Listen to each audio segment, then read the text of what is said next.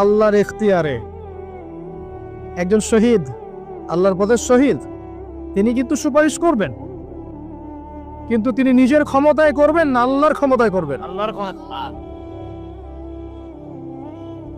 আলেম, হাফেজ, আল্লাহর পথের যারা মুজাদ্দিদ ছিলেন, আল্লাহওয়ালা আউলিয়া মানুষ, নবীগণ, সিদ্দিকগণ, সুহাদা সুপারিশ করবেন নিজেদের ক্ষমতায় না আল্লাহর ক্ষমতায়? আকীদা স্পষ্ট না থাকলে তখন আমল করতে গিয়ে শিরক হয়ে যাবে। আর শিরক হলেই কি হবে? ওই যে বললাম, প্রতি হাজারে 999 জন মানুষ জাহান্নামে যাব। এবার আসেন, আল্লাহ পাক মহাবিশ্ব সৃষ্টি করেছেন কয় দিনে?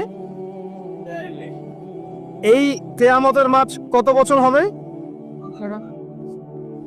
কে সেজদা করবেন, সুপারিশ করবেন আমাদের জন্য? মুহাম্মদ সাল্লাল্লাহু আলাইহি ওয়াসাল্লাম। এবার আসেন, যে নবী আমার জন্য সুপারিশ করবেন, যেই নবী আমার জন্য হাউজে কাউসারে দাঁড়িয়ে থাকবেন, যেই নবীকে আমাকে কবরে দেখানো হবে এবং জিজ্ঞাসা করা হবে মান হাযা রাজুল বুইসা ফীকুম, কতজন যুবক, কতজন মানুষ আর কতজন মুসলিম মুহাম্মদ সাল্লাল্লাহু আলাইহি ওয়াসাল্লামের এই সুন্নাহগুলো আমরা মেনে চলি?